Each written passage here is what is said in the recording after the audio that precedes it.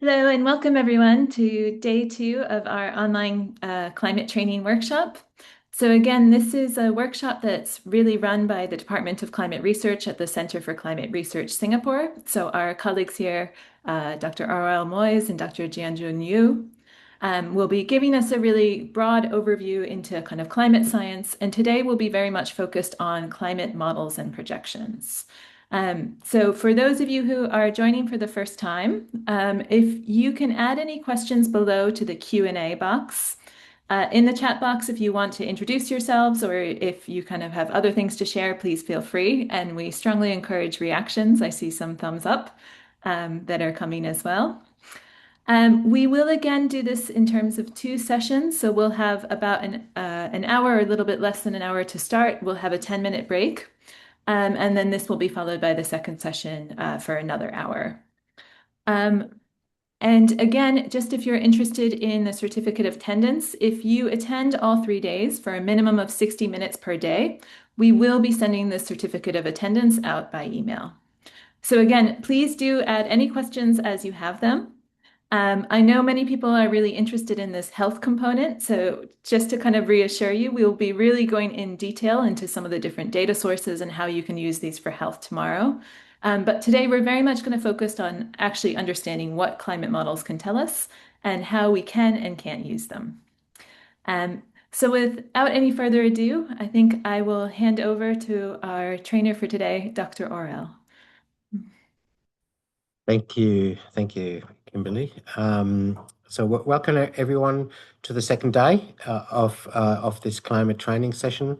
Just going to share my screen first. So I believe you can see my screen now. Yep, no worries, sounds good. Okay, so second day today, and as Prof. Kimberly already mentioned, today will be all about climate models and projections, and we'll have about a 45-minute presentation followed by a Q&A session and a break and a second 45-minute presentation.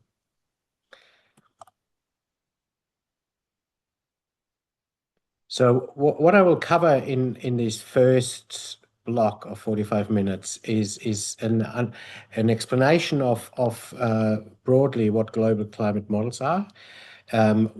How do we build projections, including the future emission scenarios, and under the current IPCC 6th assessment report, these emission scenarios are called SSPs, shared socioeconomic pathways.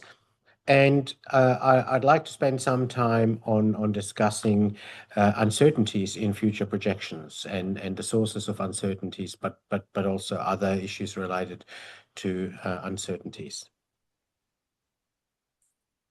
Okay, so what is a global climate model? And so in general, and this has been done for several decades now, most of the global climate models are what we call dynamical models, which means they're actually running physical processes written in computer code inside the model. And so to do this, they divided the entire surface of the Earth in grid cells, and then the same grid cell structure at certain levels into the atmosphere, and the same grid cell structure also down into the ocean.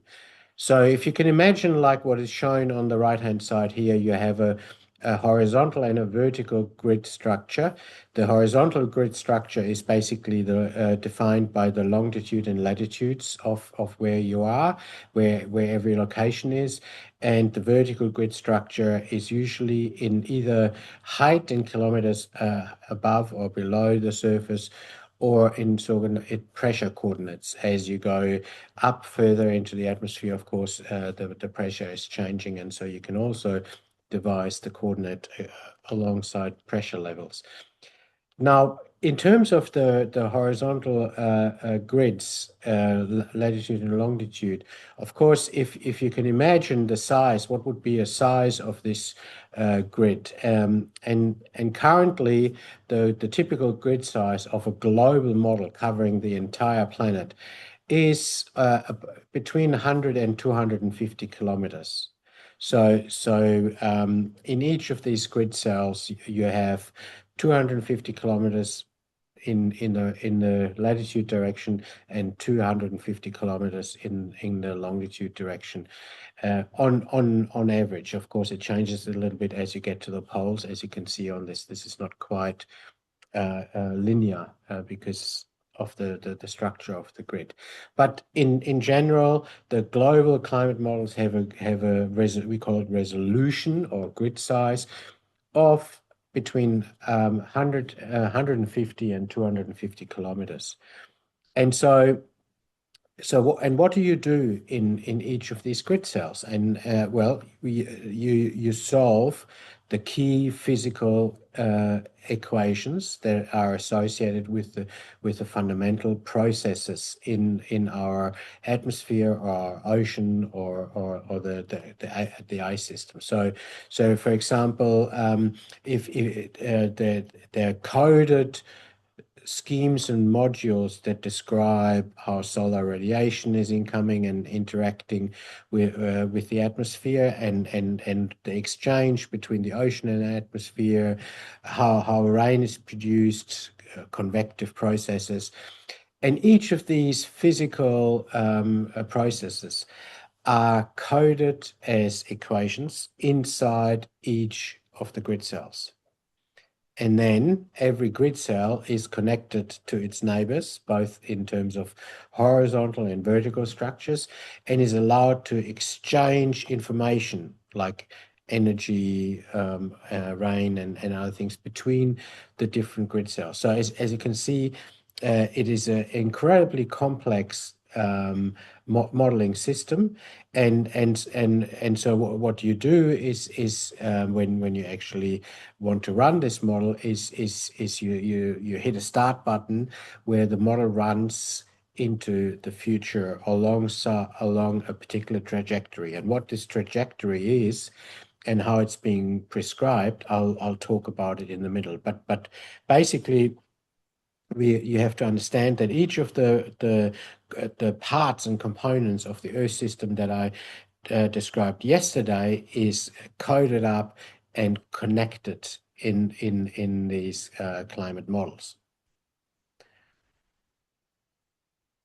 So if you think about a computer representation of the Earth versus the real Earth, of course, the question is how reliable is this in terms of if you run this computer representation of the real Earth into the future to look into future climate change, how accurate do you think the model can be?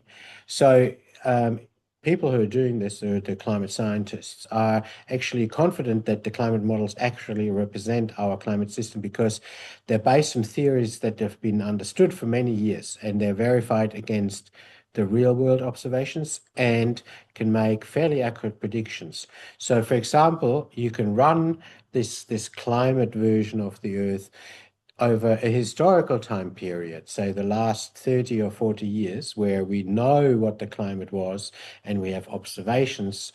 And then you can compare your climate Earth simulations of the climate model versus the real observations and can understand how well the climate model is representing historical climate. And in general, the assumption is and the confidence comes from the fact that if a climate model is capable of doing historical climates well, then we are more confident that it will produce a future climate that we can use to build projections from. But of course, there's always space to improve climate models. And so the scientists continually test the model systems, new observations to assess reliability, and also identify where climate models actually can be improved. And so, for example, And this is basically where we want to understand the difference between climate models and weather models. So I discussed yesterday already what the difference is between weather and climate. So weather is what you get right now, whereas climate is a statistical average field of, say, temperature or rainfall over a time period that usually involves at least 1 month or more. And so you look at, say, seasonal averages, and these are climate parameters, whereas for weather you look for daily or sub-daily or hourly information in terms of what's going to happen in the near-term future. So unlike weather forecasts, which describe a detailed picture of expected daily sequence of conditions starting from a present climate models are probabilistic, which means you indicate areas where there's a higher chance to be a warmer or cooler or wetter or drier than usual. So if you have heard, for example, a seasonal prediction done by a climate model, it tells you about the probability of a certain temperature to be exceeded or not. And this is very similar to what we do in the climate projection space, where we will tell in probabilistic ways how the future climate is evolving. So climate models are based on global patterns in the ocean atmosphere and records of the types of weather that occurred under similar patterns in the past. So climate projections are not predictions or forecasts, and because they're fundamentally different concepts in terms of how they're being produced.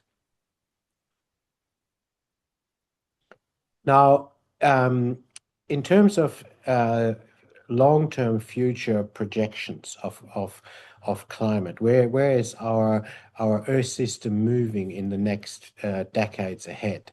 So once we tested a climate model to represent historical climates well, and so we basically project and run this system into the future.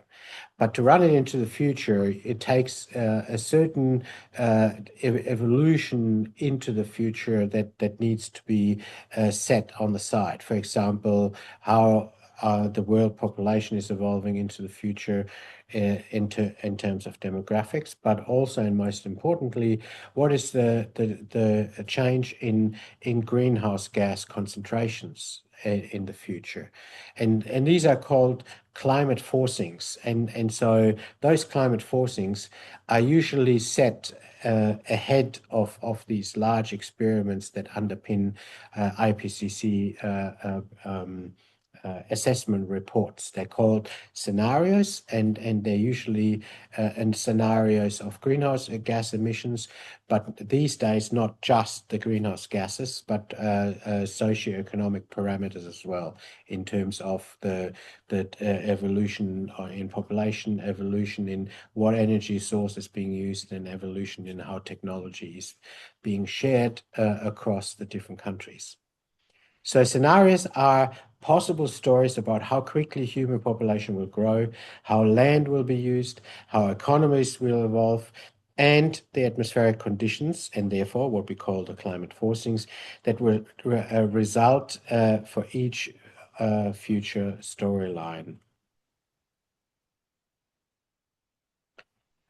If we talk about climate models, global climate models, what I wanted to show here and make you understand is that there's been an evolution over the last 60 years of how complex these global climate models have become. Uh, Back in the late 1950s and in the 1960s, a global climate model was fairly simple compared to now. It included atmosphere and land surface. It included some aerosols and atmospheric chemistry, but the resolution or the grid size of these models was very, very coarse, not in terms of 150 kilometers, but more on hundreds of kilometers per grid cell. And of course, if you envisage these hundreds of kilometers of a grid cell, that means that inside one grid cell processes are not resolved properly. So you need to have higher resolution for this to happen. So the history of global climate models evolution is a history of increasing resolution, so smaller and smaller grid sizes, but also a more and more complex system of different processes coupled together. So we call them therefore coupled global climate models because the different process modules are coupled and exchange information as the model runs. So, for example, in the late 1970s, sea ice modules were added to the modeling systems. Of course, adding the oceans in the 1960s as a key thing. In the 1980s, the atmosphere was extended to cover the upper atmosphere, but we also had dust and sea breeze and carbon aerosols. Marine ecosystems since the 1990s is interactive vegetation processes as well as ice sheets coupled to the models. So if we look at current climate models, coupled climate models that are running standard experiments underpinning the IPCC assessment reports, these are really, really complex coupled systems and need very strong supercomputers to run. So you can imagine that running this system in terms into the future, it actually produces different information every 3 hours in the modeling world. So in that computer virtual Earth that is running into the future, every 3 hours, the status of where that world is being recorded as a dump of a huge data set. And then it runs further, but in 3 hours later, there's another dump of the current status then. So if you run your model over 100 years to produce long-term climate change projections, but every 3 hours in the modeling world, there is a data dump. You can imagine how much data is being created if you run a model into the future. And this is only one run, one simulations. Some of the modeling centers in the world are running for each scenario multiple simulations, some up to 30 actually. And then there is 3 to 5 scenarios just to understand how the future climate is changing. So you can imagine how long this takes to run these climate models to produce the information that is then being analyzed, written up into peer-reviewed papers, and then assessed by the IPCC. And so the process I just described is actually these two cycles that are happening in the background most of the time. One cycle is this vast effort on this running of the standard experiments by the coupled models by all the big modeling centers in the world. This is called CMIP, the Coupled Model Intercomparison Project, that has been running as long as the IPCC has been running. So ahead, a few years before an IPCC report comes out, the CMIP intercomparison is initiated, and all the modeling centers are given standard set of forcing scenarios to run their global climate model along standard experiments and produce huge amounts of data. And that data set from this CMIP intercomparison is then being shared over a global grid, Earth system grid, with scientists who can access freely that information and analyze the information, the simulations, write papers. The papers are published, and and there's a cutoff point with each IPCC cycle that says all papers published until then we will include in our assessment. All papers published later will not be included in this assessment, maybe in the next one, but not in this one. So the IPCC, the sixth assessment report, had a cutoff point maybe a year before it was published. And so, and the CMIP6, so the six intercomparison of coupled models, ran a few years before, and everything was done up until that cutoff point, and then IPCC comes in and assesses. Because, and this is really important to understand, IPCC is not conducting any research. So the scenarios, these SSPs, are actually CMIP scenarios, and the body that overlooks CMIP is the World Climate Research Program, WCRP. So all of this stuff is WCRP developed, and the IPCC comes in and assesses published literature and writes their report. That's why it's called an IPCC assessment report, because they are not conducting any research. They're not allowed to. So, sorry, this was a bit of further background, but I think that understanding the difference between those two cycles in terms of the coupled modeling world, which is very sciencey, very climate sciencey, and then the IPCC world, which is assessing the peer-reviewed literature. So here's another visualization of what the global coupled model looks like. You have these grids that go up in the atmosphere that also actually go down into the ocean all the way to the bottom. And so when you run a climate model, you start from the initial state. So at the beginning, say you want to start at the 1st of January 1850, you start on that day's temperature, winds, humidity, and everything that we already know was there, and then you hit the start button.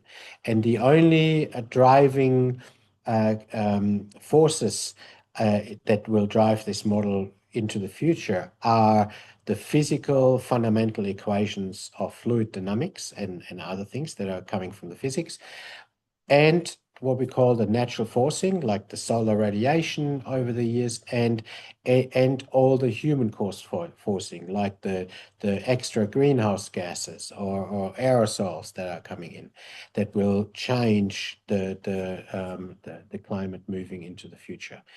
So, and then it just keeps running until until you say how long it should run. So the global climate models divide the Earth, as I told you, in millions of grids and solve the complex equations between the grids and inside of the grids.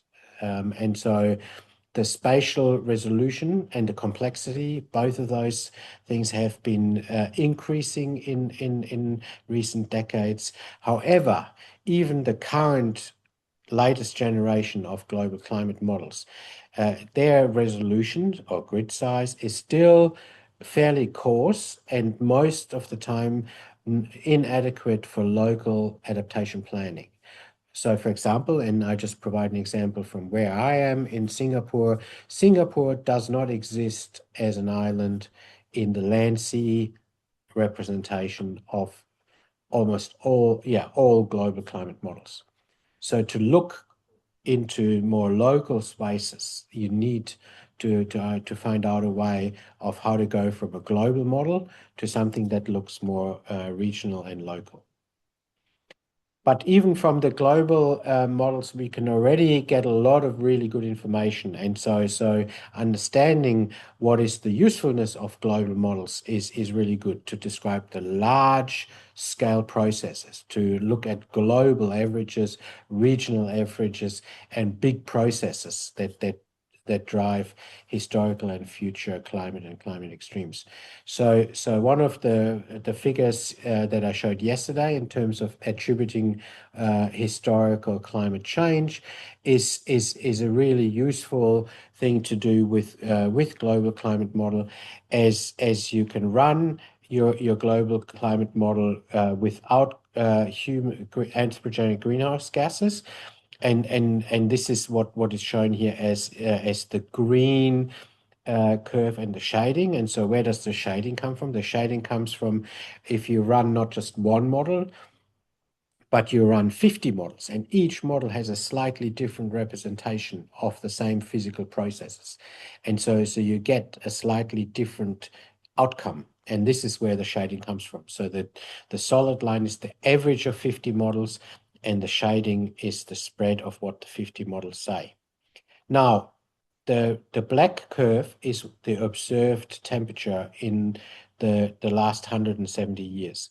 And you can see that if you only consider the natural forcing, no anthropogenic greenhouse gases, you won't be able to um, to basically simulate the historical observed changes in temperature. You can only simulate it properly if you consider also the human forcing through anthropogenic greenhouse gases, and this is the brown curve with the brown shading, and you can see how fairly well it matches historically with the observed. So this is a typical thing to do with global climate models that is very powerful in the message, where IPCC in 2021 AR6 said it is unequivocal that human influence has warmed the atmosphere, ocean, and land. So let's talk about those scenarios in a bit more detail in what was used in the sixth assessment report from IPCC. So, as you know, we can't really predict the future, but what we can do is we can think about what would be useful future pathways of humans that we like to explore and get answers from by running a global climate model along these pathways. And so prior to running all the models in this coupled model intercomparison, there's a group of experts who come together and think, okay, what would be good standard pathways for the future that are policy informing as well as worst case informing that we should run, and then use the information from these pathways. So, therefore, there's these standard pathways that were developed ahead of the sixth assessment report, ahead of running the coupled models, and this is a combination of greenhouse gas future pathways as well as demographics, land use change, aerosols change, and so the five key scenarios that were used are these shared socioeconomic pathways, and so we and the naming here is SSP 119, 126, 245, 370, and 585. The first number, so the 1, 2, 3, and 5, relates to the socioeconomic path that it relates to, and I come back to this in a minute. The second number, the 8.5, 7.0, 4.5, 2.6, 1.9, relates to the strength of the extra radiative forcing this particular greenhouse gas scenario would lead to at the top of the atmosphere by the end of the century, and it's in watts per square meter. So the worst case scenario, SSP 585, will lead to an additional 8.5 watts per square meters at the top of the atmosphere by the end of the century. So this is how the numbering, the naming came together. But what you can see here in terms of the carbon dioxide evolution over the century until 2100 is that there is some scenarios like the worst case scenarios that continue to go up fairly high, and then there's some coming down, especially for SSP 245. And then there's some scenarios, the lower one, SSP 126 and 119, that lead to what we call negative emissions sometime in this century it requires for humans to actually take carbon out of the system to reach this. And so the reason to choose these SSP 1.9 and SSP 2.6 scenarios for the simulations for the sixth assessment report is, of course, because those two simulations are the only ones that would secure the Paris Agreement targets by the end of the century, which is either 1.5 or 2 degrees global limit the warming to 1.5 or 2 degrees by the end of this century. So this is the direct policy relevance of those two scenarios. So more a bit of a description on the first number, the 1, 2, 3, and 5. So the right-hand picture is describing basically the temperature, the global mean temperature evolution as a 2D band that moves to the historic until 2020, and then has these 5 options to move forward to. And so the 5 options are given by first whether it's a sustainability pathway, so that's what we call the green road, with high cooperation, increased education and reduced inequality, lower emissions and easier adaptation. And you can see along the banner of SSP1, you have SSP119, that is below 1.5 degrees at the end of the century, or SSP 126, that is below 2 degrees by the end of the century. So those two pathways, as SSP1 pathways, are in response to the Paris Agreement and to try to understand, if we go along this pathway, what would the world actually look like? What would the extremes look like? And how is this being done? Now, SSP2 describes middle of the road simulations that continues the current trend with a moderate, uneven development, representing the continuation of present trajectories. Very much so. And so you can see that on average, currently the 2.45 sits at below 3 degrees at the end of the century in terms of global mean temperature change.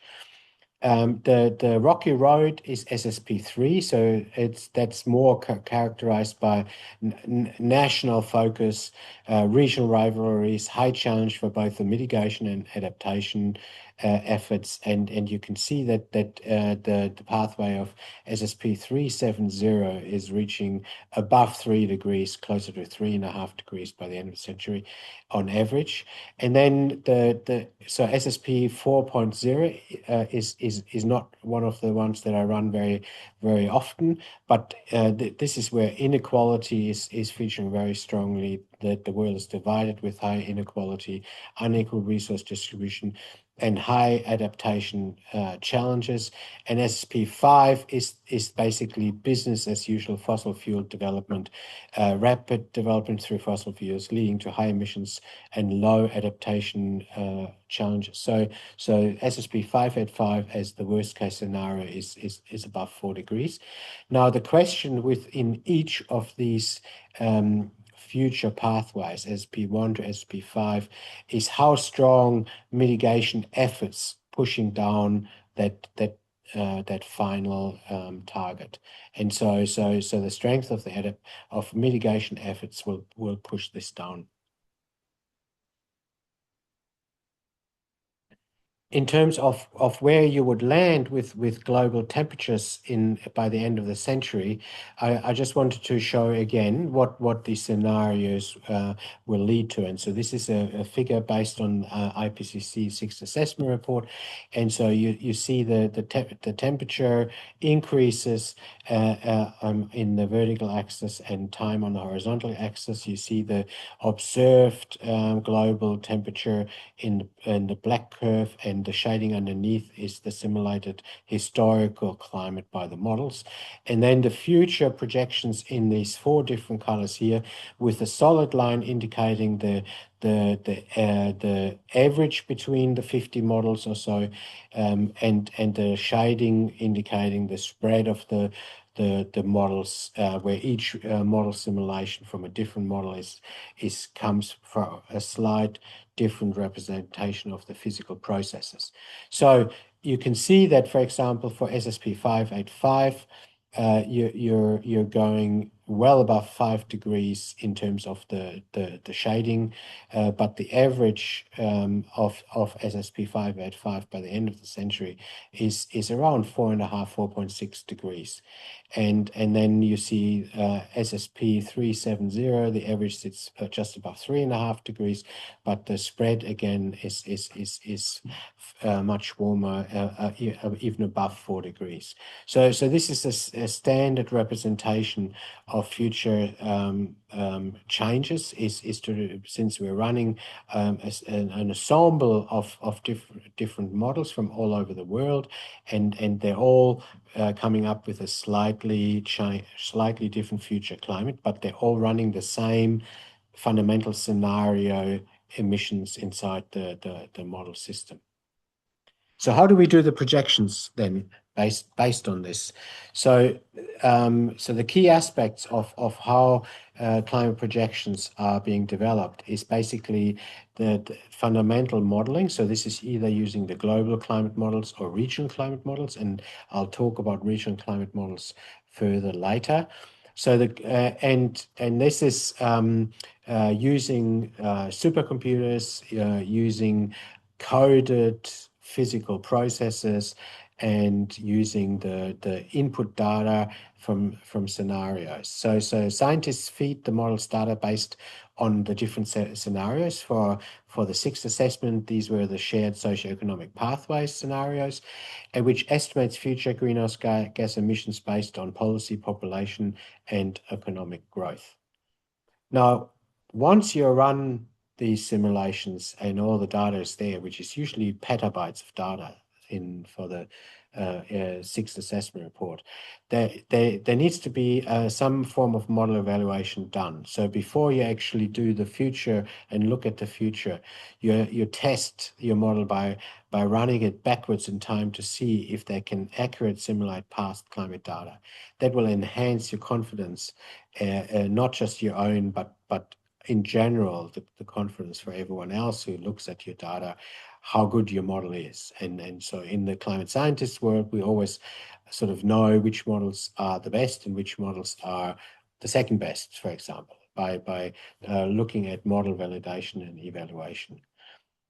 Now, if you are required to zoom in to provide a more local view of this, you can't really use the global climate model information because the resolution is too coarse, and you need to use a model system that allows you to use the global data from a global model, but then to zoom in from that. And these are called regional climate models, which are also full-scale climate models, but they only look in a certain domain. You can also use statistical methods to downscale global climate model data to a finer scale. So there's sort of two key versions of how to do this downscaling, is to use a proper dynamical model, a regional climate model, or to use a statistical method.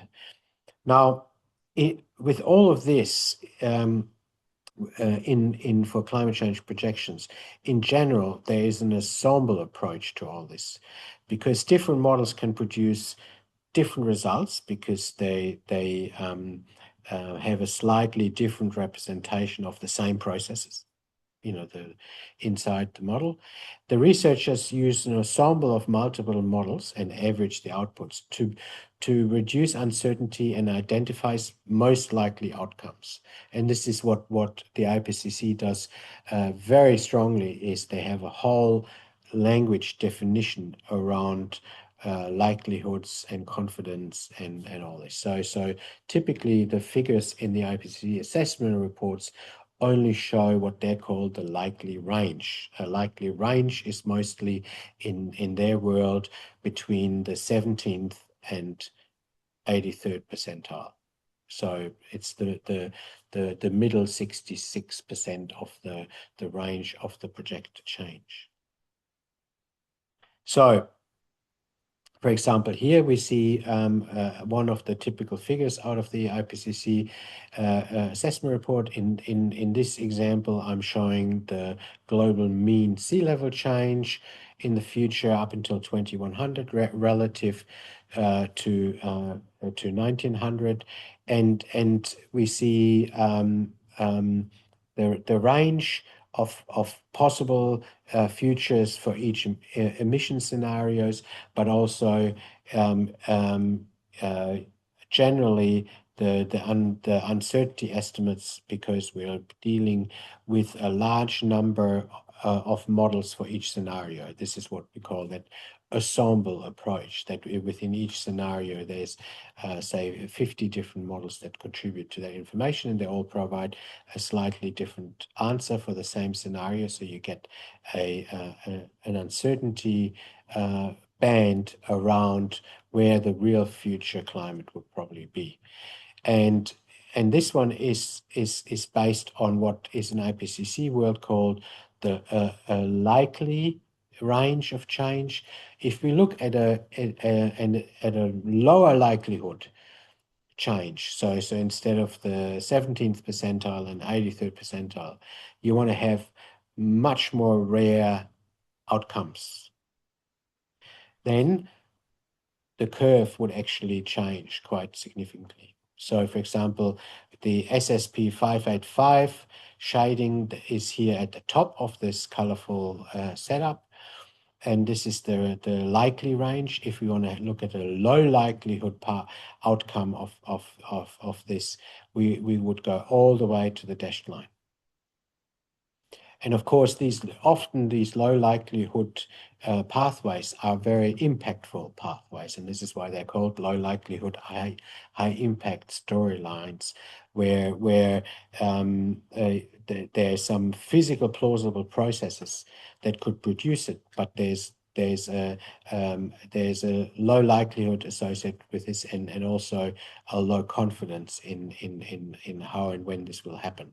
In this instance, with regard to sea level, we know the low likelihood event could be marine ice cliff instabilities in the Antarctic, and we don't know when and how this will happen.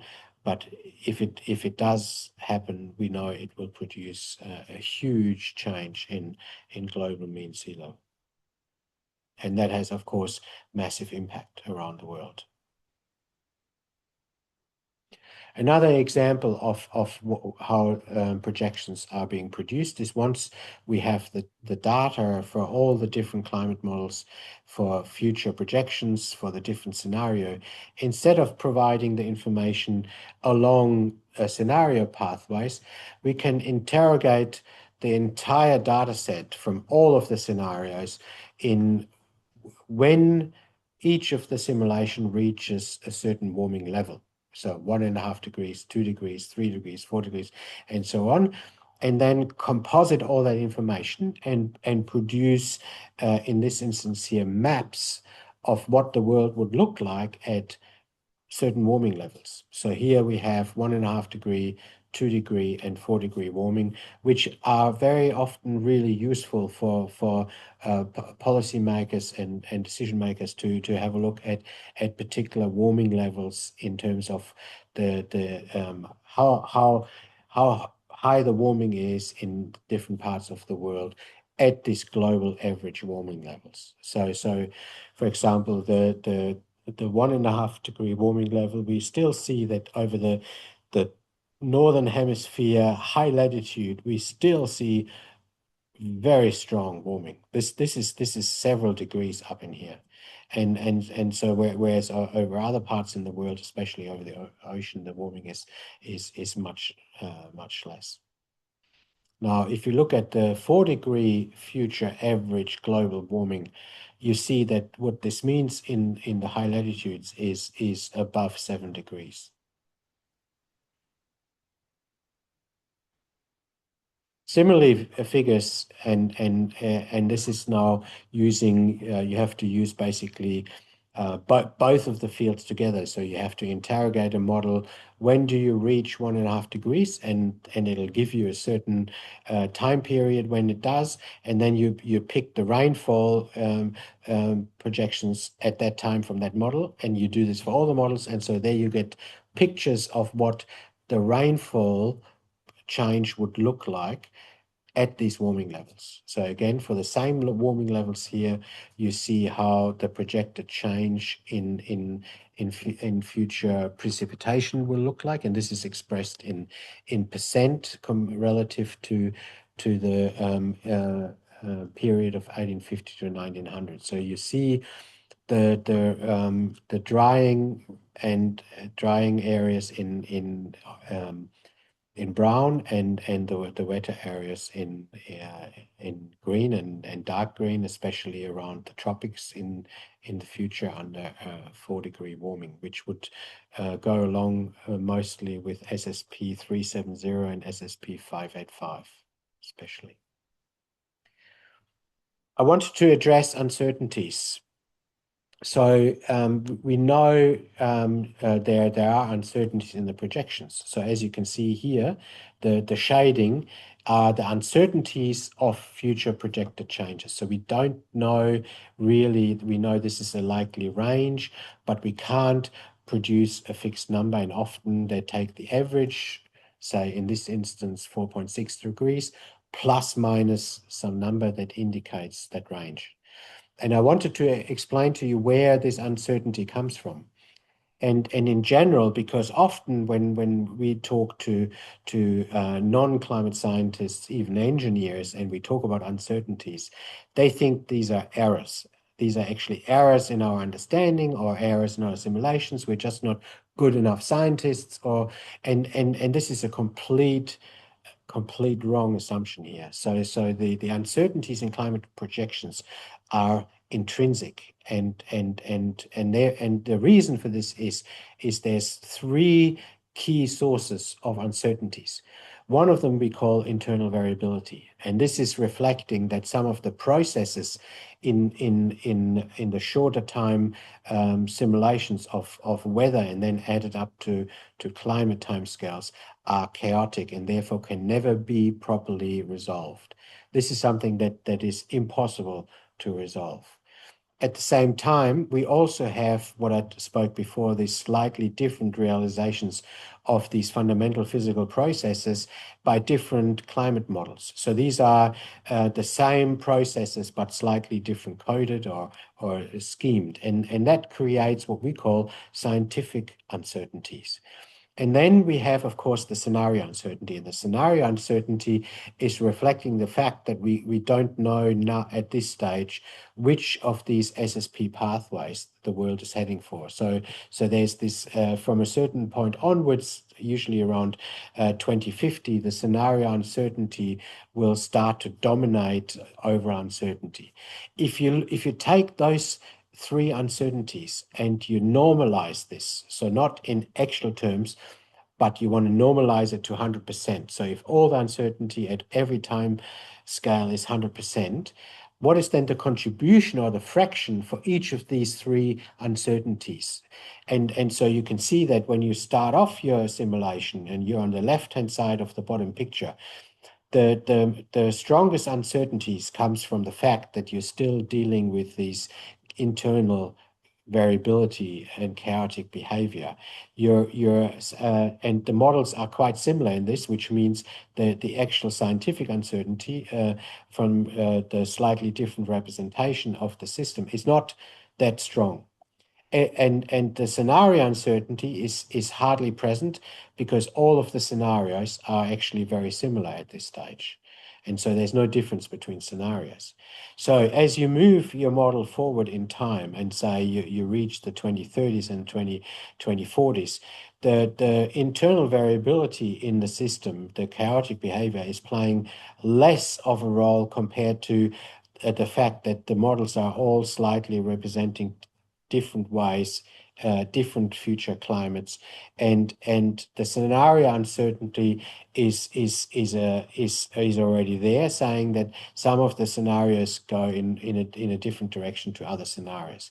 Now, when we come to the end of this century and we do projections at the end of the century, we know most of the uncertainty will come from the fact that there are different scenarios and we don't know which scenario the world is heading for.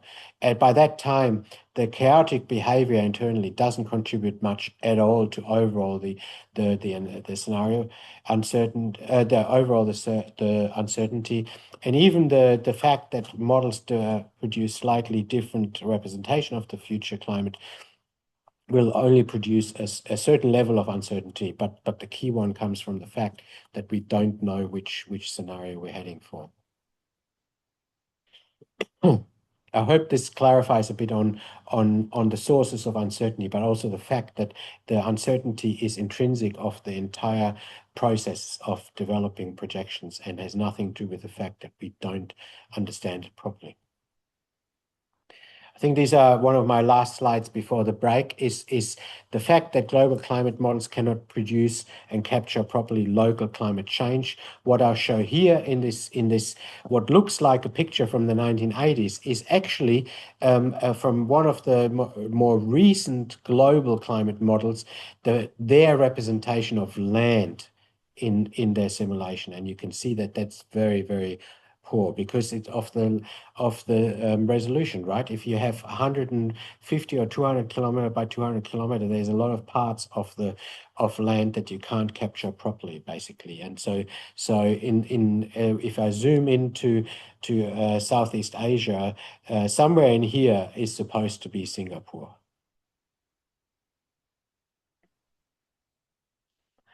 So this is where I want to stop for now. So and invite Prof. Kimberly back to take care of the emceeing for the Q&A session. So thank you.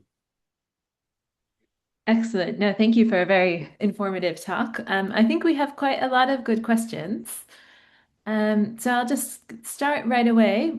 There is a question from YKit about as multiple GCMs are available for each SSP scenario, when you're thinking about these ensemble approaches, would it be more appropriate to average the outputs across multiple global GCMs, or would it be more justifiable to use a single or a few GCMs that are produced by institutions or more geographically relevant to the specific area of interest?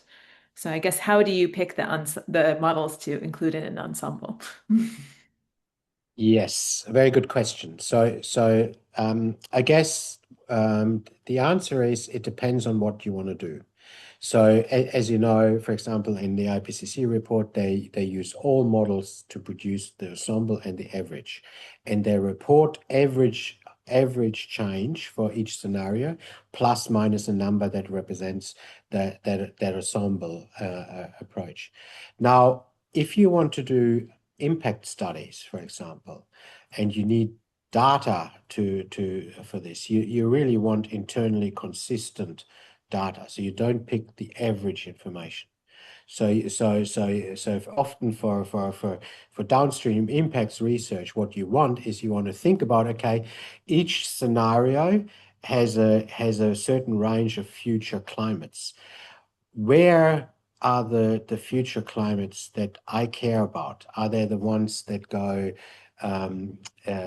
in the direction more towards SSP 245, or are they going very high SSP 585? So you need to think about what are the scenarios that you care about, the future climates, much hotter, much drier, or much wetter, much hotter, and then pick internally consistent data, which means usually you pick one of the climate models that represents that particular future that your sector cares about.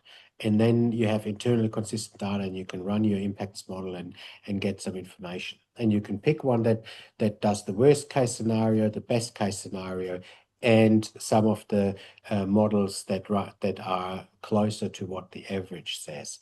And with these three options, you would cover a most likely future your best case future, but also your worst case future. So that could be one approach.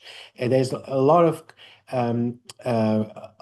science coming out now that sort of go away from just looking at the mean, because since the storyline approach has become sort of more prominent in the sixth assessment report and beyond, there's a lot of the policy and adaptation views go along the storylines and this is what I mean. What is my storyline for my worst case? What is my storyline for my best case? And then you explore those storylines to feed into your planning. Ah, excellent. And then I think another question that's probably of interest to many people is thinking a bit about how these climate models are relating to today's weather. So how do we actually use some of the data from the ground observations for these climate models? Or are there specific ways that would kind of influence how you use them? Yeah, most of the climate models that are used in this coupled model experiment that underpins IPCC cycles are also run backwards over time.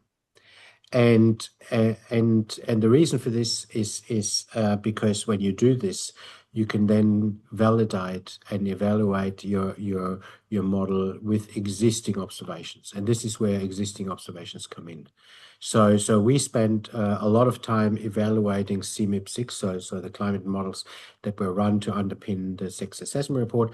We evaluated them. We spent a lot of time evaluating them. And if you think about, so how do you evaluate a climate model? Well, you evaluate it alongside mean climate states, extreme climate states, but also processes and teleconnections and other things. And for to do all this, you need really good data, both locally, regionally, and globally. And that's where the historical weather and climate data is really important, but also historical reanalysis data like ERA5 and others. So that's the key application there. And there's actually another question about some of these comparisons. So thinking about why, when we compare climate, why do many of these present a relative comparison against kind of 1850 to 1900s or kind of very older historical data versus kind of more recent times when we're looking at climate change? Yes. So one of the key concepts in a lot of the presentations, and especially with IPCC, is that since we're looking at a change in the climate, it's a change compared to a reference period. And these reference periods are defined, and if you want to understand how much the climate has changed, you want to put your reference period at a place and a time where climate hasn't changed that much, because then you can really see the impact, right? So if you have a reference period of 1850 to 1900, then you can really see since then how the climate has changed very strongly. If you put your reference period in, say, the 20 years between 1995 and 2014, which is what happened in IPCC AR6, then you compare the change to that period. But the understanding is, is that that period already saw some change. So in that 20 years, the temperature also already changed. So, and this is where it becomes a bit tricky, because if typically reference periods, baseline periods are usually 20 years or longer. But in those 20 years between 1995 and 2014, we already saw significant change in, say, global surface air temperature and other things. So you need a baseline period to indicate change, but if you put the baseline period in as a too recent period, you have to also talk about, okay, you're not capturing all the change because there was already change in that period and even already change in that period before. So this is something you have to address as well. Yeah, thank you. I think that makes a lot of sense. It's very hard to compare to a moving target. Mm. Um, And then I think another question that's kind of a broad interest to a lot of people is thinking a bit about these kind of SSPs. So, who decides the scenarios are of interest and what are the likely ones? So, there's obviously a range of futures that we can face. So, how do we pick those? Yeah, so I think I mentioned that there's usually an expert group that has experts from different sectors, different areas, different working groups that come together and discuss what the future scenarios should look like that are being considered. And then they bring in more experts that come in from the demographics, from the energy use, from the greenhouse gas communities, and then because what they have to do is they actually have to put all of this information together into separate scenario modeling exercises where they devise how each SSP would change. So if they say, for example, energy, we use mostly fossil fuels. The world will not be a sharing world. Everyone keeps to themselves, and so all of these things need to be expressed in some mathematical concept that can be inserted into a scenario modeling system that comes out with that particular scenario. Okay, if that's the case, this is what we then choose as the greenhouse gas concentration pathways SSP 585 or SSP 245. So it's a very complex, non-trivial process that involves many experts from various communities to come together to do this. And I don't know whether you've seen this recently, either in the professional literature, but also on social media. The new scenarios are out.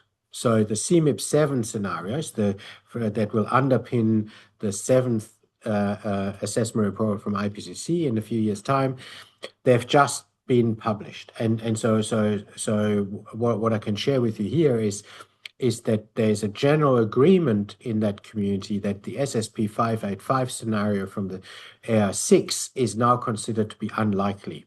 It was always meant to be a worst case scenarios anyway, but given the current national contributions and net zero pledges around the world, this looks like we won't reach that. We won't reach those high levels of greenhouse gas emissions, which means that an SSP 585 like scenario won't be in CMIP 7. And so SSP 370 or something thereabouts will be what's called the new high. But there will be other scenarios included because in the recent years, what has become really important with those pledges and is to understand what happens in so-called overshoot scenarios. So when you go up to a certain extent to a certain time, and then you go down again, and what is the impact of having different slopes up and different slopes down in terms of the greenhouse gas emissions. So overshoot scenarios will become a strong feature in CMIP 7 and therefore in AR7. Yeah, great. And I think it's positive news that that seems like a less likely scenario. So that's Yes, that definitely quite is, yes. a positive kind of development as we've kind of seen Mm. this reduction of emissions. Yes. And I will end on one last question because there's quite a lot of interest in exactly how much computing power it takes to run these climate models. So, quite a few people have asked how much time, computing power, how long it takes to run one of these GCMs. Yes. So it sort of depends very much on the resolution of the global model. So this is the grid cell size, because if you every kilometer you're decreasing your grid cell size, it impacts the entire thing by a factor, by a square factor, right? So it goes very quickly, explodes massively into really high numbers. If you want to go to higher resolution on a global scale, this is a massive effort. So if you're talking about a 150-kilometer grid cell sized global climate model, my memory says that for every year in the modeling world, so every simulation year, you may have to spend a week or a month in real time to run it. And so then you can think about, okay, you do 100 years into the future, 50 years into the past for one scenario, and then you do multiple simulations per scenario and multiple scenarios. So you very quickly see that this is an undertaking that will take anything between 1 and 3 years. Yeah, it's not a trivial modeling exercise. And these supercomputers are massive. So I can tell you when we did our simulations, and these are not global, these are regional simulations, but our regional model, because it's so high resolution, has a similar grid cell size. We spent 4.5 years on Singapore's biggest supercomputer running this. Wow. No. Yes, it's a very resource heavy, and there's a large push towards, of course, more sustainable supercomputing. Yeah, no, I can definitely imagine. Yeah. It's a really incredible undertaking. So at this point, I think let's stop for a break. So we'll have a 10-minute break. So we'll be back at 2:15 Singapore time. So in 10 minutes, if you do have questions, please continue to add them to the Q&A box. So if we haven't answered your question yet, we will hopefully get to it to the next round of Q&A. And we will see you all back in 10 minutes. So a break to stand up and stretch. Yes, thanks. Right. Thank you.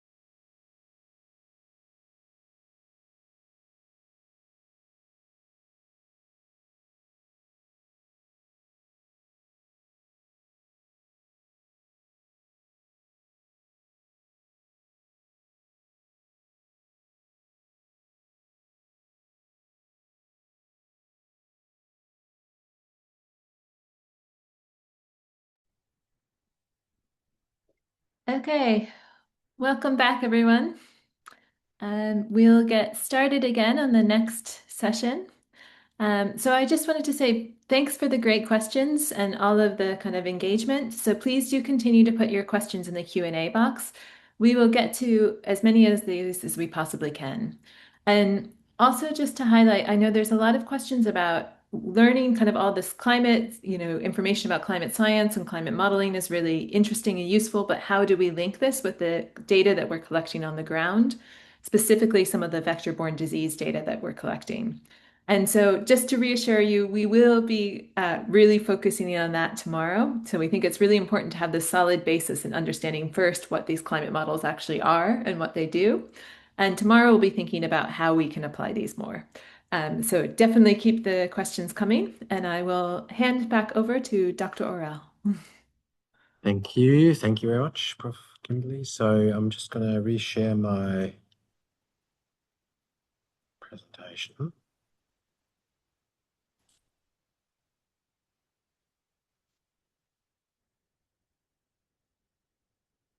Okay. So welcome everybody from having a small break. So what are we going to do now is we're going to move from the global picture to a more regional picture.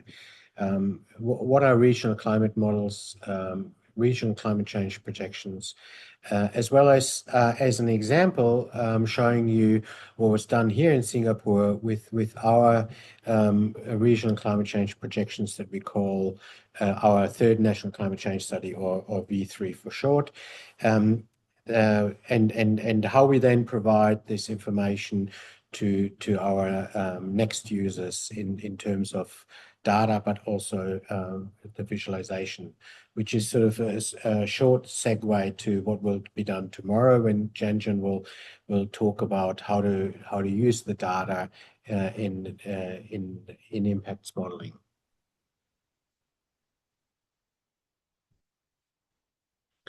So I think I mentioned already before that in general we use regional climate models to downscale the output from selected global climate models to zoom in to a finer spatial and temporal scale. And this will then enable focused local adaptation planning. And so I described that global models usually have a resolution on average of around 150 kilometers. And so what you can do with a regional climate model is you can run this model over a what we call limited area domain, and then produce similar information as the global climate model, but just for this particular domain. So here is the example that we used. So we started off with the global climate models from the CMIP6 coupled model experiments that underpins the 6 assessment report.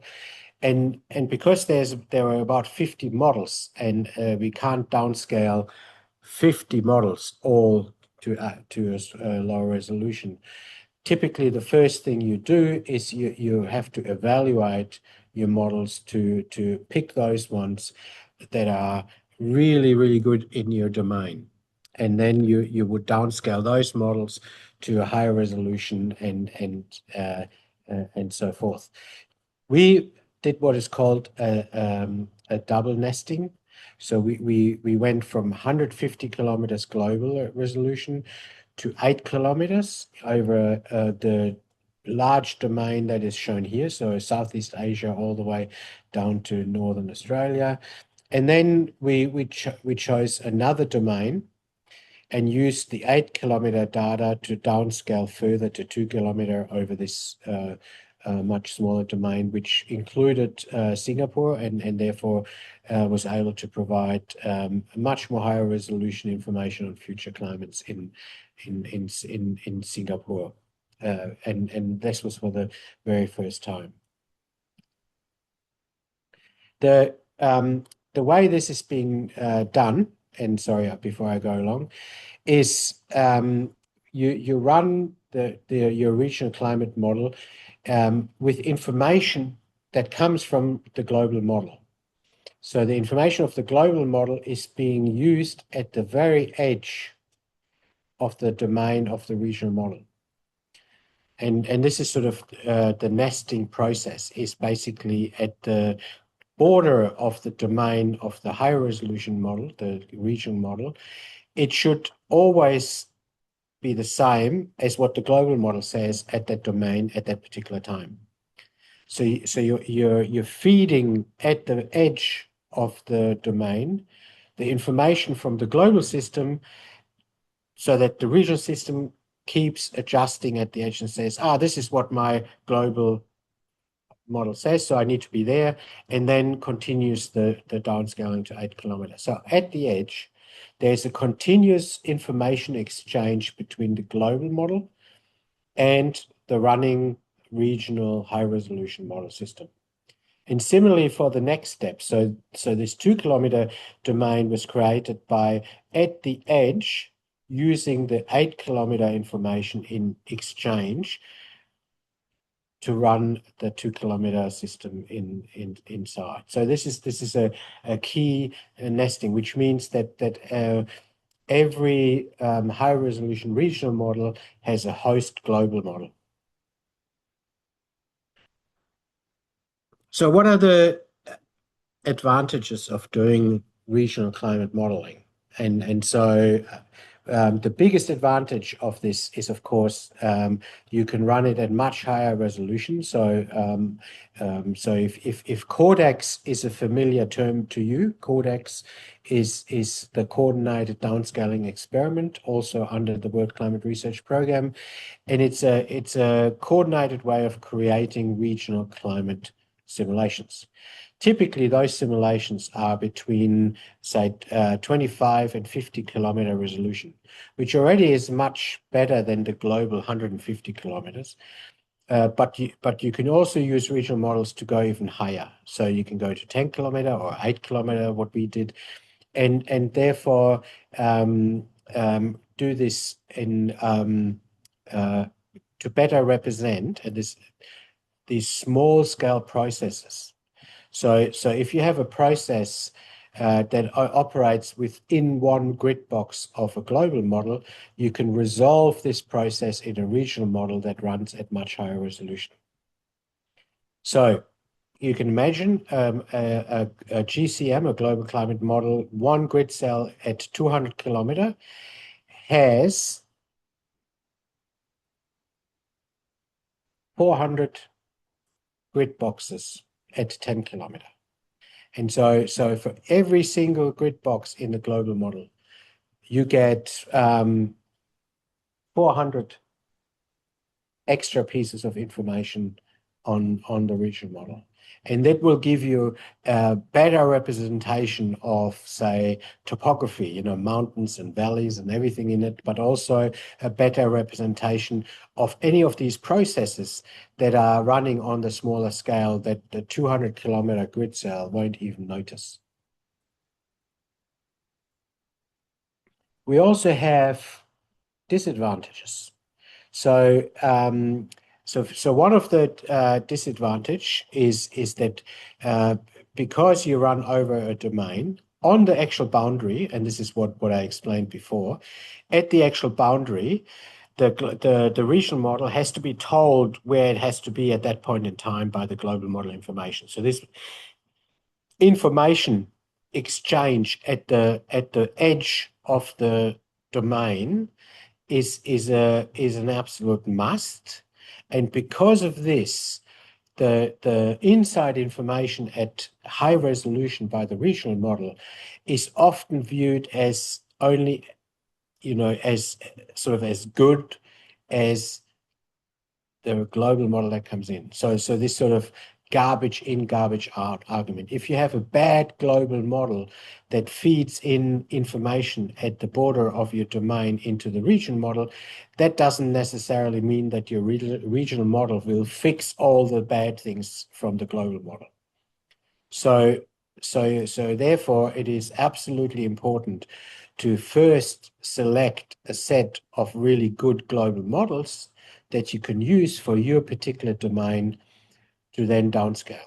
Otherwise, you may end up with having models that are not really good in representing the really important processes, say in the tropics in Southeast Asia, and therefore you won't really get a better representation of the regional system at high resolution. So that's something that you have to keep in mind. So model subselection and evaluation is a really important necessity ahead of downscaling. So this is then the process. So first of all, the extensive model evaluation. So if you want to go from a global model to a regional model, so you have to look at the different processes, mean state biases in the global model, and so compare each one of these global models in your domain that you want to use in the first downscaling step, and understand the skill of each of the global models, and devise some sort of overall system to tell you a ranking, so that you have your own ranking for your own domain of the different models, how good they are. And then you say, okay, I'll take these 6 or so to do my downscaling, and I'm not taking all the other 44. And so then you have to be aware of sort of spatial and temporal requirements that is usually informed by stakeholders. So they're going to tell you, we really want to go all the way down to 100 meters, or we want to have minute data, not just months or daily or hours. And so this engagement with the stakeholder is absolutely necessary for all downscaling purposes, because you need to understand what sort of information you need to produce at the end, but also you need to manage unrealistic expectations. So in your downscaling from 150 kilometers, you won't be able to go down to 100 meters, because that requires urban inputs as well that typically you don't have. And you also don't go from months to minutes, because the information you can provide is typically in hours or longer. So you need to manage expectations of stakeholders, but at the same time make sure they understand what is the advantage of having information at those temporal and spatial scales. One other thing is, as you do high resolution regional climate modeling and projections, often this is then also focused, and your stakeholders may be downstream impact scientists who want to run applications using the regional climate change climate simulation output data. And so we do this a lot here, and so many applications need daily data into their crop model, into their vector disease model or other models. And to do so, you need to adjust the output data from your model and do what is called a bias correction. And so the bias correction is recognizing that even you're running a climate model, but your data, even over the historical period, may not may sort of show the same structure and behavior of the observations, but it may not be exactly the same. It may have a slight bias because your model runs a bit hotter or something similar. This can be easily fixed through what is called a bias correction. And so the bias correction basically means that you look at that difference in the historical period and correct for that difference. And then you also apply the same difference correction to the future data. So everything becomes bias corrected. And you need these bias corrected data series to run impact models, but you also need it if you want to use actual future values, so not just the change values. So it's not about temperature changing by 3 degrees or 4 degrees, but you need to know, is it 37 or 38 or 37.5? You need the actual numbers. For this, you have to use bias correct data to work with thresholds. So we're going to do this, for example, if you look at heat stress extremes, and they're typically aligned to certain thresholds.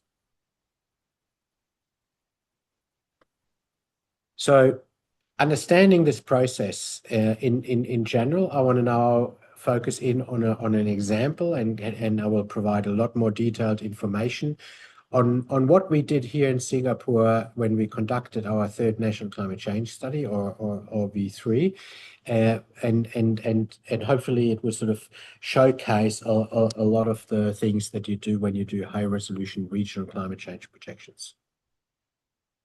If we look at the overall process in a schematic of what it is we did under this, is we started off initially with a very significant stakeholder engagement with Singapore's agency in the government to understand what information they need, in which way, whether they need data, or whether they need just images, or whether they need reports, and how to best present this information to them so that it's useful and effective. So that was at the very beginning.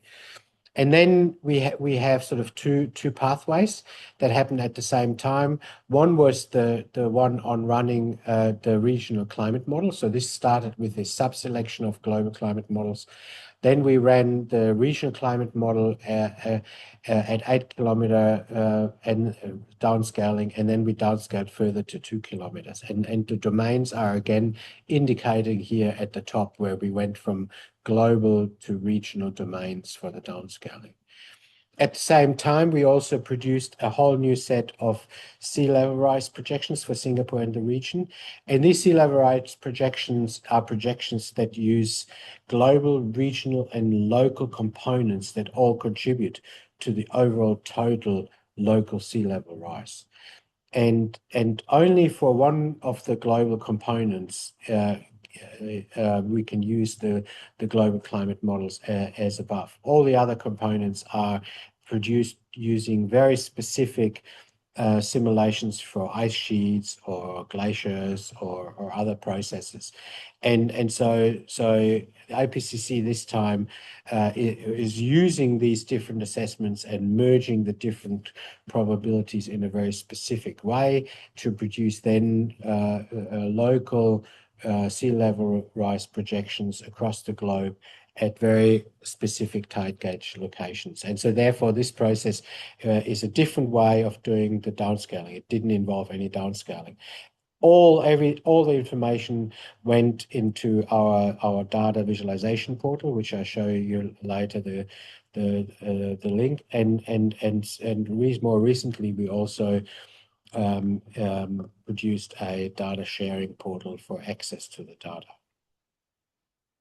So just to show you again, so the large domain here is very similar to Codex Southeast Asia domain. And this is, of course, we did this on purpose because we are a part of Codex Southeast Asia, and we want our data to be available at the Codex Southeast Asia node so that other people can use the data, whereas the 2 kilometer data was created mostly with the view to provide this much more high resolution information for Singapore. So this is now looking at some of the results, and so so all the information that covers the entire Southeast Asia domain comes from our 8 kilometer simulation. This 8 kilometer data set is absolutely unique. There's nothing like this in Southeast Asia that is as high resolution as this data set, and so the maps also look very detailed. You can zoom into countries and provide some country specific information with this 8 kilometer data set really nicely. If we look at some of the key results, so this is about daily maximum temperature across Southeast Asia by the end of the century at the high emission scenario. So this is SP5 at 5. in terms of changes compared to the historical period of 1995 to 2014. And so what we see, first of all, that spatially the change is not homogeneous. There's sort of hotspots of very strong increases, and there's other areas where we don't see as strong increases by the end of the century. So these numbers here on the map represent 20-year averages between 2080 and 2099. So we see some higher increases in northern Vietnam, northeast Mekong Delta, and parts of Borneo. If we average the data across the entire domain, land only, and look at the mid-century versus end century for the different scenarios, we see what is shown up on the top right. And so we see sort of changes that just about break the 2-degree barrier in the high emission scenario at the middle of the century, and then these much more substantial changes, even up to 3 degrees for the middle of the road scenario, SSP 245. In general, we see that up to 51% of days in the future are projected to be what we call hot days under the three emission scenarios. So our key message here, since this is the change on daily maximum temperature, is that hot days are to become the norm. We can also present this information as typical IPCC-like time series. So this is in using similar color scheme and sort of similar figures as the IPCC does. And on our visualization portal, you can then pick a country or a season. So in this example, what we're looking at is averaged over all of Indonesia for the summer wet season, December, January, February, and the winter dry season, June, July, August. What is the time series of change in average daily maximum temperature? And these are now actual values.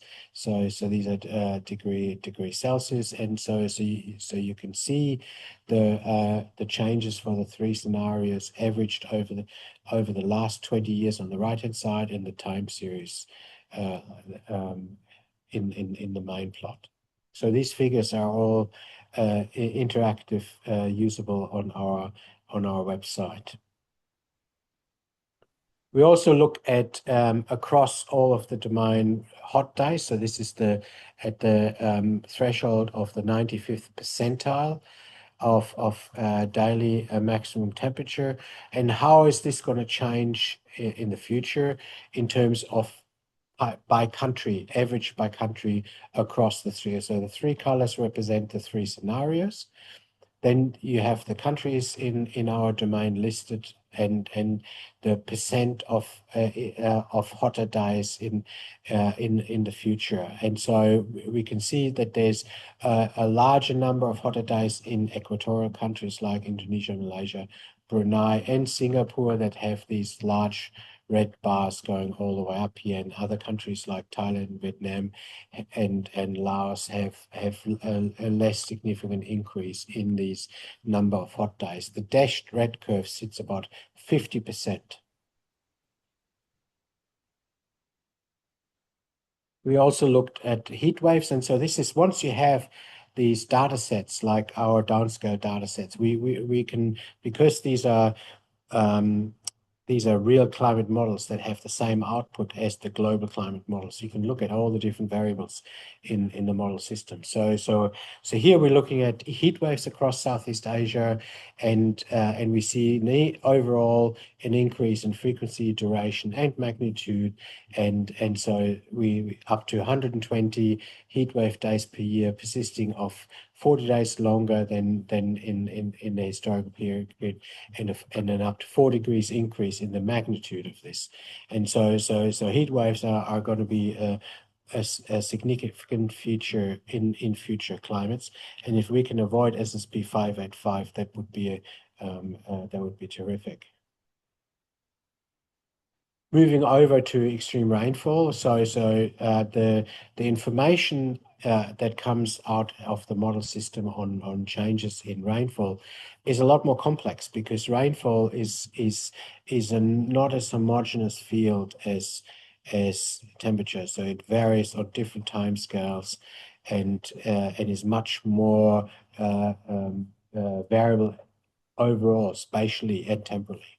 So for us, what we see is the stories around changes in rainfall are usually stories around seasonal differences, and there could be different directions for the different seasons, but also looking at rainfall extremes is usually a much more revealing picture.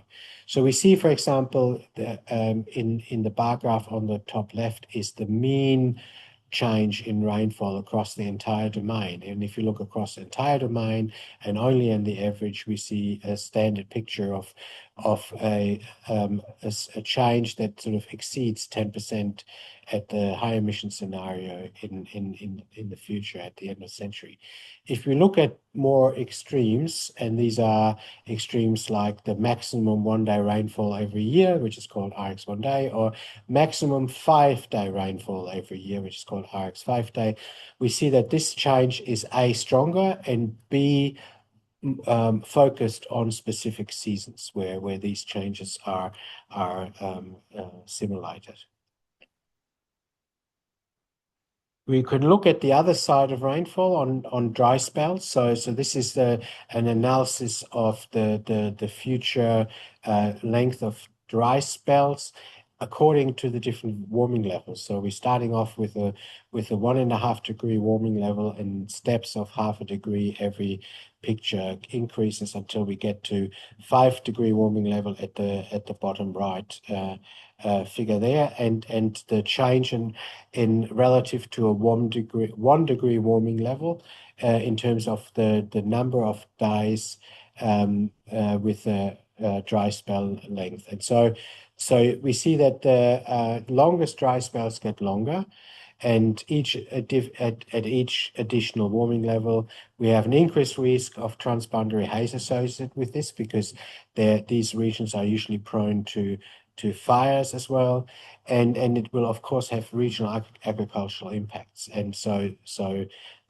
this kind of information is very important for our stakeholders. Another analysis we can do with this is we can work with people who look at climate suitability of vector diseases such as dengue, and so this is a study that we're involved in with our local university on looking at how the climate suitability will change under future climates with inclusion of various parameters from our study, from our climate studies, such as wettest month, driest month, annual minimum relative humidity, weekly maximum and minimum temperatures, and then use other factors to look at what is the projected climate suitability that we can see. So this is now being submitted as a paper, and we're working with others at the local university, including Prof. Kimberly on vector disease. Further application of our information, because it's so high resolution at 8 kilometers, we can actually look at food security in a local and provincial level. So this is an example for Thailand, where you can see on the left-hand side the key rice growing provinces across Thailand.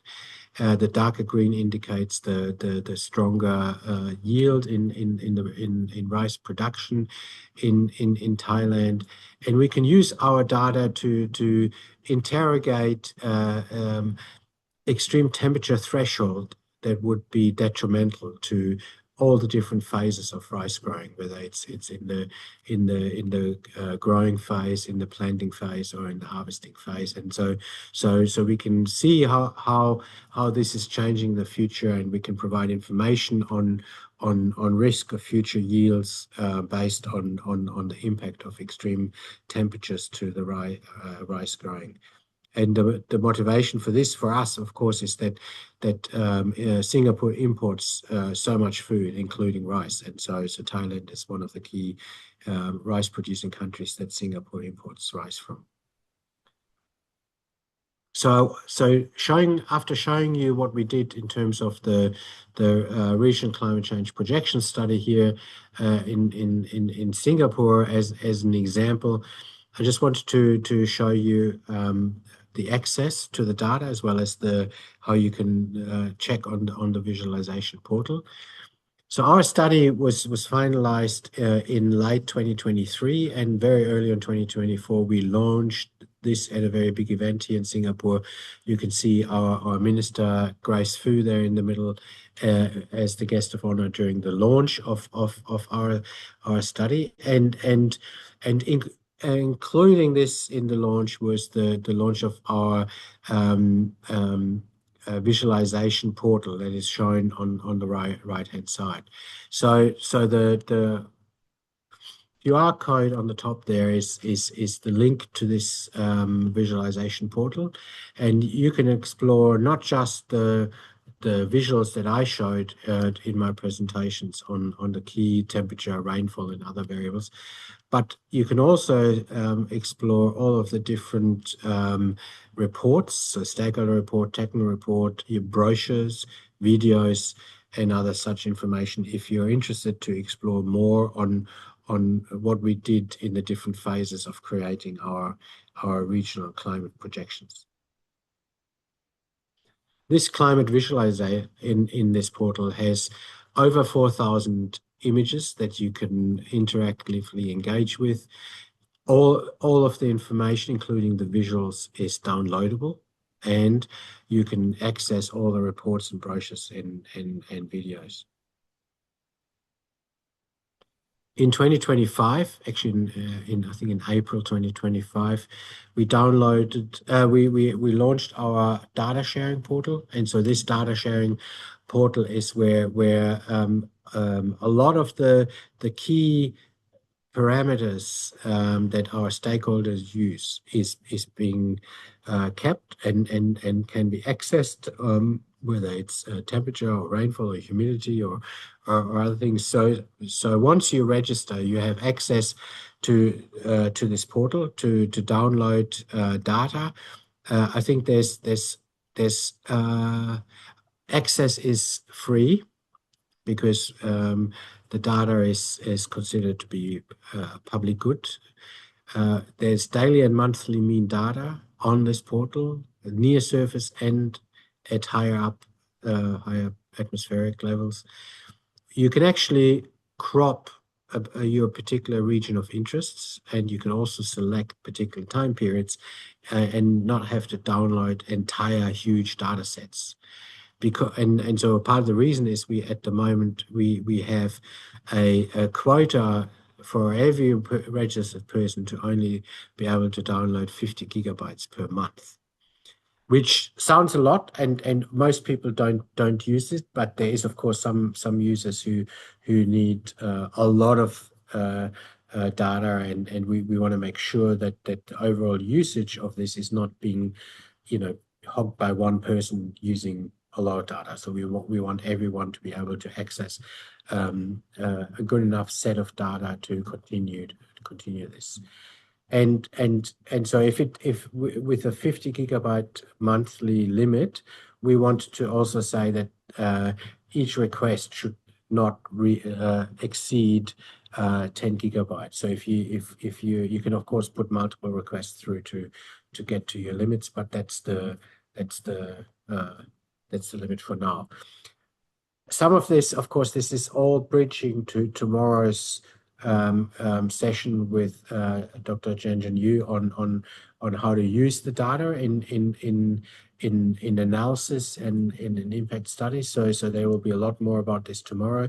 I just thought I'd give you also the QR codes again of the portal, as well as our CCRS LinkedIn and some YouTube videos. So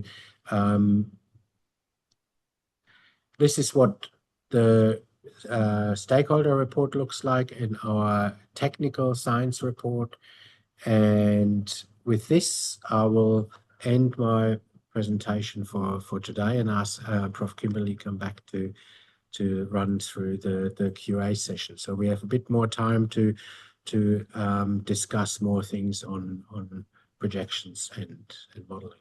Thanks. Excellent. Well, thank you so much. I think very exciting to see mosquito-borne diseases, as always, but also to see these incredible resources. So it's great that these are freely available and can be kind of used more widely across the region. Mm. So we had a few questions. So I think Jeffrey, he has asked a question that probably many people are thinking about, is how do current GCMs differ in their projections for temperature and precipitation extremes in tropical regions? And how reliable are some of the regional climate projections for Southeast Asia or and the Pacific Islands compared with global projections? Yes, so two questions. Yes. The first one was about the global projections, right? Yeah, so how well do those global projections work for tropical regions? Are there kind of key? Yeah, so tropical projections. So I assume we're talking now about Southeast Asia for first, because other tropical regions are quite different. And so the key here is to understand that our tropical region, especially the equatorial tropical regions, is what we call the maritime continent, right? This is a huge number of islands.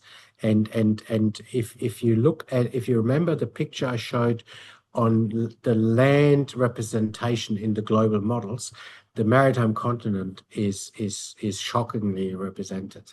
Like there may have Borneo in it, and bit of Sumatra, maybe one or two grid cells for Java, but most of the maritime continent doesn't exist as it should or as it really is. So a lot of smaller islands are not there, and so that also means the climate that is being really dominated by this land ocean interactions is not going to be represented properly for the maritime continent.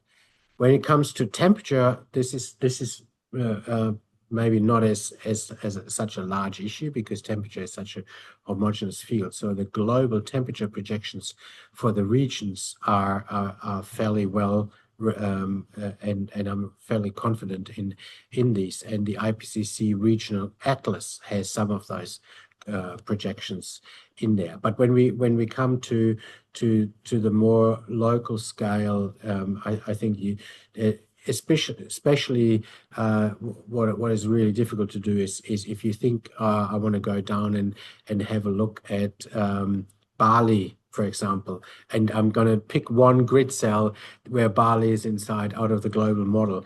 That's exactly what we don't recommend to do, because first of all, Bali is not an island in that model, which means your information is coming from the ocean model inside the coupled model, not actually from anything that has land or sees land. There's no interaction there. And so therefore, picking just one of the global modeling points, grid points out of this to look at this is certainly something we don't recommend to do. So that's on the global side. Now the regional is depends a bit on what the method is, what the regional method is, and that's why in Codex, so the coordinated downscaling experiment, they devise regions, domains. So we are part of Codex Southeast Asia. There's about 13 other Codex domains with also groups of countries and people in there to look at this. And what is usually done in that domain is that various groups run various methods. So we have a particular downscaling model. Somebody else has another downscaling model. And the idea is if you have different modeling systems, you sort of try to capture the extra additional uncertainty that comes from choosing a particular method. So that's the philosophy. That doesn't work always, because not always all the domains are being covered by enough different modeling groups to do everything. But that's the philosophy, basically. If you run multiple methods, you understand. And we did this for V3. We actually had another group running another model system in as a test over something, and we saw that the additional uncertainty is not very large, but it does produce additional uncertainty. That's for sure. Yeah, great. I think there's actually quite a lot we could learn in the epidemiological modeling community. We tend to each do our own things rather than having this coordinated approach. So it's actually just really Yeah. fascinating to see the kind of approach to modeling. Mm. So there's a specific question about V3. And thinking about, there's a question, does this take into account El Nino and La Nina? So are some of those indicators kind of modeled within these regional climate models? Yeah, so the way these large scale drivers enter your regional model simulations is not because we are putting an ENSO inside the model, but because the ENSO is inside the global model that feeds into the edges. So as you know, the key area where ENSO is sourced is the central equatorial Pacific, all the way over there, which is outside our domain, right? It's where these Nino 3.4 domain is where usually ENSO is measured in. But the teleconnections go all the way across here. And these teleconnections are in a global model, more or less. I mean, we know global models have problems representing ENSO properly, but we checked on ENSO teleconnections in the global models. And so when we feed in the global data at the edge of your regional domain, that information is inside the data that's being fed in. So indirectly it comes in, yes. Great. And another question about some of the V3 data. Someone's noted that Myanmar data was not included in this, or Myanmar was not in the models. Was that only because of just the regional kind of region of interest, or was that due to some of the unavailability of data for Myanmar? No, so the Myanmar is not included in some of these summary things because if you look at our V3 domain, it cuts the very top of Myanmar. Ah, I see. And there's a good reason for this. And the reason is because so when we started our downscaling, that was the domain of Codex Southeast Asia. When we were already halfway through our downscaling, Codex Southeast Asia expanded their domain northward to include all of Myanmar. By that time, we couldn't adjust, but we actually tested the domain north of this, and because of our high resolution down to 8 kilometers, you get into some serious coding physics problem at the bottom of the Himalayan plateau. Basically, your model very easily blows up right there. Because you're going from 150 to 8 kilometers, and if you are at such a steep slope where you have really strong changes in temperature, humidity, everything is really the circulation.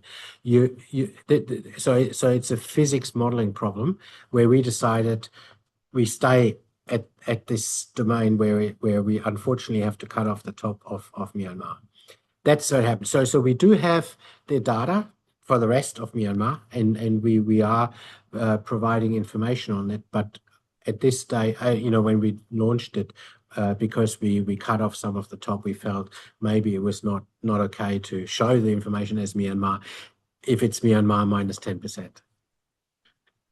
No, very understandable. And yeah, I guess you have to set limits for everywhere, so you can't do Yeah, everything that's all the right. time. And it's great actually that there are other data sources, so particularly looking at Mm, Cordex, so there could be other things to mm. look into. Um, and then I think just to wrap up, because we're near the end, there's actually quite a few questions about mentoring and capacity building. So what types of initiatives are run through CCRS? If there's any kind of other resources, I know you shared quite a few, but if there's other ones that people could look into. Yeah, so um, so we work closely with local universities. That's the first thing I would say. So in terms of mentoring and capacity building, is we collaborate with Singapore universities, and we have internships and other things to exchange and enhance capacity building. In the region, we also work quite strongly with some of our regional partners, and whether they are Met Services or other organizations that are involved in the creating of national climate change projections. We work with them, and we have an attachment exchange program that we can also utilize, as well as a workshop series that we can also utilize to get people to Singapore to work with them on that. So it's beyond Southeast Asia, we're probably less active in capacity building, but our data, of course, it can be used by anyone if anyone is interested to use our Southeast Asia regional data. Sure. Excellent. Well, I think we are just at time, so I will end there. And just say thanks again to our speakers and everyone for participating. So we will be back for the final day tomorrow at 1 p.m. Singapore. Um, and we'll be going over some examples of the impact studies that we briefly mentioned on today. So specifically thinking about how to move from some of these different models and data sets to using them to either look at health impacts or to look at kind of agriculture and other impacts for planning. So please do join us. And thank you again, Dr. Orel. Pleasure. Thank you, everyone. See you tomorrow.